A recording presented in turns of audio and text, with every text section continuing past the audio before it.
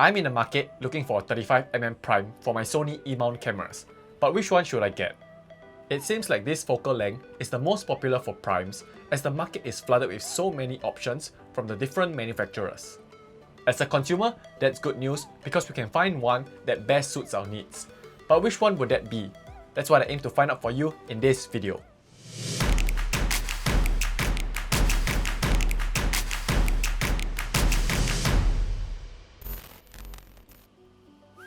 Hey guys, what's up? My name is Bernard and welcome to the channel. Today, I'm back with yet another lens comparisons video. Thanks to my friends over at Camera Rental Center Singapore, I'm able to make this video. If you ever need to do a comparison before making a purchase decision, renting lenses to test them out thoroughly is a great way to make a well-informed choice. They have also provided me with a discount code, so you could save some money should you want to rent any equipment. Do check out the details and use the link in the description. A friend of mine, also a fellow YouTuber, loaned me his Samyang 35mm F1.4, so I'm able to add another lens to the comparison. Do check out his social media pages. Links will be in the description. By the way, this video is not sponsored, and my thoughts are my own, and with the disclaimer out of the way, let's talk lenses. As you can see, I do not have all the 35mm options in this comparisons video. I eliminated some lenses from these comparisons, because I felt like they were not really worth considering in my opinion. Lenses like the older Sony 35 f1.4, Sony 35 f2.8, and the Tamron f2.8 are not as interesting with the other options available. I wish I was able to get my hands on the Samyang 35 f1.8 and Sigma 35 f2 to include them in these comparisons, but unfortunately, I was not able to. For now, I would just proceed with the test I have lined up for these lenses. As I'm more of a practical and hands-on person, my test will be focused on real-world usage, and today, I got my friend Kenneth to help me take some photos. Do check out his work on his Instagram page, link will be in the description. The first sample image is a wide full-body shot. All the pictures are taken with the A7R III, so these photos have 42 megapixels resolution. We will first compare images shot at each lens widest aperture, then images shot at f1.8, and lastly at f4. After taking a look at them individually without cropping in, I could barely tell any difference, so let's take a look at them side by side. Even when the images are side by side, from this distance I can't notice any difference. However, the difference becomes noticeable when I crop in. The G Master is much sharper than all the other lenses. At f1.8, both the G Master and the Sigma are equally sharp, while the Sony f1.8 and Samyang trail behind a little. At f4, I would say that there is barely a difference between all four lenses. The next sample image is a mid-body shot, and once again, we will look at each image individually at the lens widest aperture.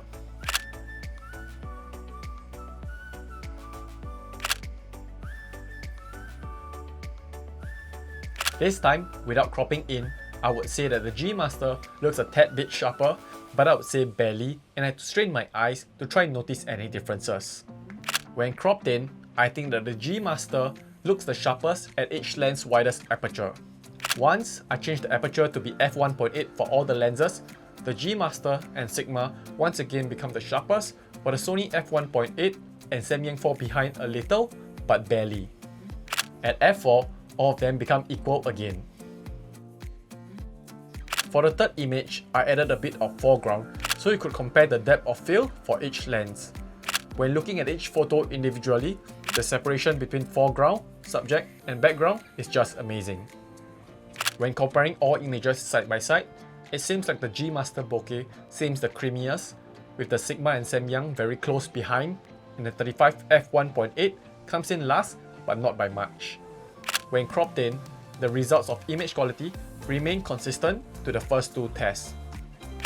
One thing I noticed is that although all photos were taken from the same distance, the image produced by the Samyang lens is always wider, which makes the subject smaller compared to the other lenses.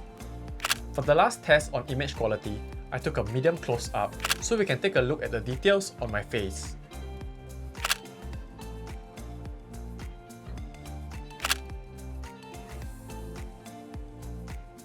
Once again, I feel like the G Master is the sharpest, the Sigma is a close second, and the Sony f1.8 and Samyang tie for third. For the next image, it is a product shot, and my focus was on how the bokeh in the background looks. When you look at each image individually, you can't complain about how any of the lens renders the bokeh. They all look great. Side by side, although the Sigma is at f1.2, I still think that the bokeh of the G Master is the creamiest. The Sigma and Samyang tie for second, and the Sony f1.8 comes in last. Another thing I noticed about the Samyang lens is that it tends to have a slight yellowish tint to it compared to the other three. This might be something you want to note. In the next test, we look at close focusing distance. This is where both Sony lenses stood out, with the Sony f1.8 having the slight advantage and the Samyang lens trailing far behind. This might not seem important, but I think that being able to focus so close can give you an interesting perspective of your subject and really separate it from the background. For the last photo test, we will focus on how the bokeh balls look.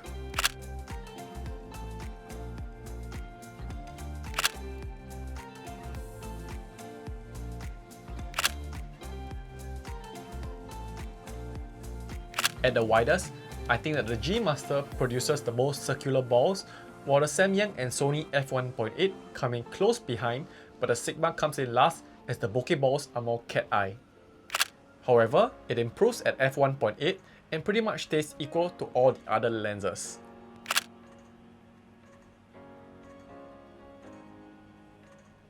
In the earlier photo test, the focus was on image quality and bokeh produced.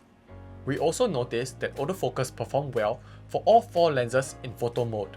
I can confidently say that you will be pleased with autofocus performance in photo mode no matter which lens you choose. What I'm more interested to find out is how it will perform in video mode, as we usually want autofocus to track our subjects well and shift focus smoothly. In the first test, focus area is set to center fix. I will start the scene with a close-up of an object, shift to a human face, and end off with another object.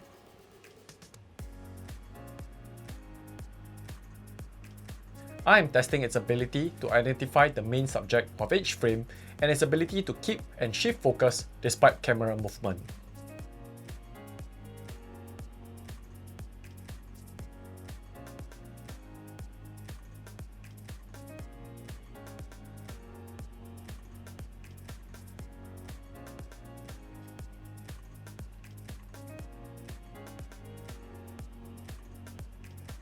In this test, I think all lenses did equally well except for the Samyang, where it had difficulty keeping focus on the object. You could see the lens hunting and it ruined the footage. In the second test, focus area is set to wide and a human subject will walk into frame. This is to test how well the autofocus will shift from the background to the subject and how it can keep track of the subject. What came as a surprise to me was that the G Master lens took the longest to locate the subject, but at least the focus shift was smooth. Just FYI, the barrel of the Sigma lens was too big and I was not able to attach it to my gimbal plate, which is why I had to do a handheld shot instead. All lenses except the Samyang did well for this test. The focus shift of the Samyang wasn't as smooth and it was hunting a little as we were tracking. For the third test, focus area is set to zone, and we will be tracking a person from different profiles.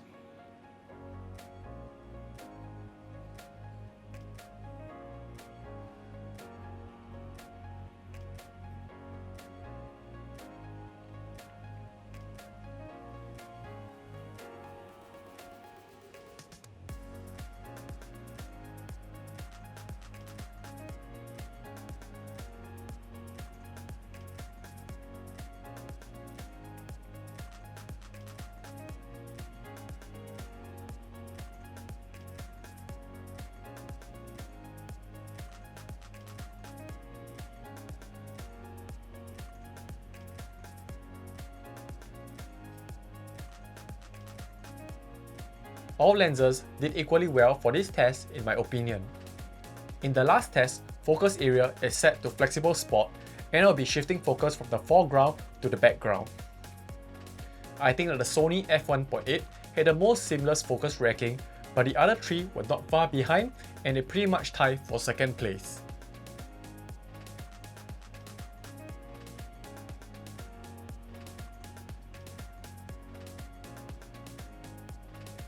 In conclusion, to autofocus for video, I think that overall, the Sony F1.8 comes in first, the Sigma and G Master come in second, and the Samyang last.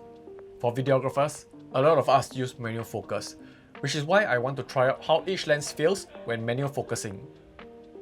The G Master lens feels great when it comes to manual focus. It was easy to rack focus from subject A to subject B, and the focus ring feels pretty linear, so it's easy to get repeated focusing. That was also the case for the Sony F1.8.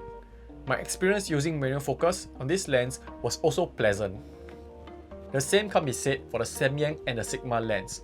Both lenses had a huge focus throw. That means that I had to turn the focus ring a lot just to focus rack from subject A to subject B.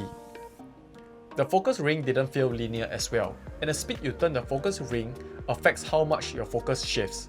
It was pretty hard to get repeated focus with these two lenses, with the Sigma being the worst.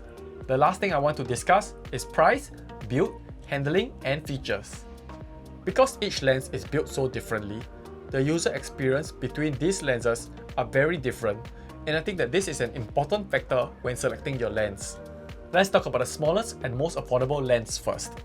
Weighing only 281 grams and priced at $700, this lens will probably be the top choice for most of the people. I had a very pleasant experience using this lens. It was very compact and light, which means I did not have to think twice when packing this into my bag. Also, despite being slightly back heavy, the overall weight of this lens paired with a full frame camera is quite low, so this was a very good setup for gimbal work. From the image quality test, we have established that although other lenses have better image quality, it was only noticeable in side-by-side comparisons, and this lens actually has very good image quality on its own. In my opinion, this lens is perfect for people with a lower budget and want a hassle-free user experience. It also comes with a customizable button and an AF/MF switch, which I find myself using quite a lot. The main trade-off is a slightly inferior image quality and the slightly slower aperture, which you might find yourself needing in low light situations. The next lens to be discussed is the Sony G Master, and I can't help but fall in love with this lens. This lens delivers the best image quality and came out on top for most of the tests we did earlier. This lens is also pretty lightweight at 524 grams, and that's pretty impressive considering that this is a f1.4 lens. Although heavier than the Sony f1.8, this lens actually feels better when handling because the weight distribution is much more even. Needless to say, it felt great on the gimbal. This lens also comes with many features like the aperture ring, focus hole, and the AF/MF switch. You can also declick the aperture ring for video, which is pretty awesome. This lens is almost perfect, but it comes with a huge price tag of $2,099, which is probably going to put off many people. The third lens to be discussed is the Sigma F1.2.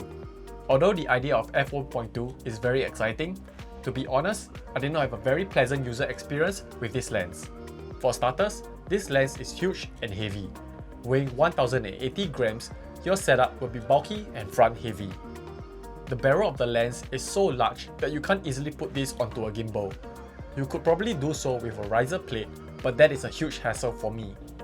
Considering it's a third-party lens, the price doesn't come cheap at $1,758. Despite having great image quality and amazing bokeh, I just don't think that the trade-off is worth it.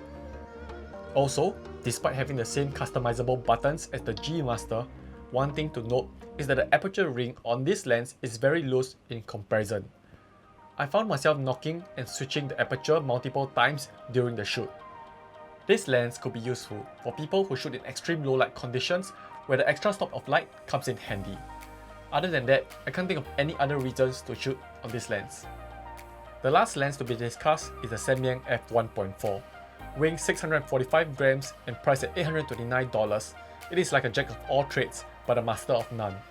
The image quality is decent for its price, but not the best.